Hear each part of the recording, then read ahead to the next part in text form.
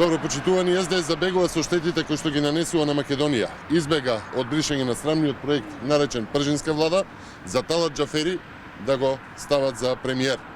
СДС откако го инсталираше Димитар Ковачевски без избори, сега го инсталира Талат Џафери за премиер и тоа само по одлука на Мала Речица. И ова не е единствената точка на истоветност помеѓу двајцата, на јавноста веќе е познато дека и Џафери, како и Ковачевски, беше дезертер од армијата. Деспотот од Форино, почитувани, е лик познат во јавноста од неговите кршења на закони и процедури до снимките со неговите сочни пцости и испади, што никако не е материјал за премиер на држава како Македонија во криза. Но Македонија со СДС мора да трпи затоа што Мала Речица, Али Ахмети и Артан Груби така му наредиле на Димитар Ковачевски.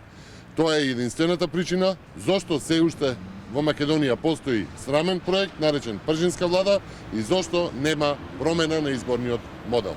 Ви благодарам, повелете со прашање. Џафери не ви е прифатлив за предлог, дали ќе учествувате во техничката влада и ако веќе не се решите да учествувате, со кој каде?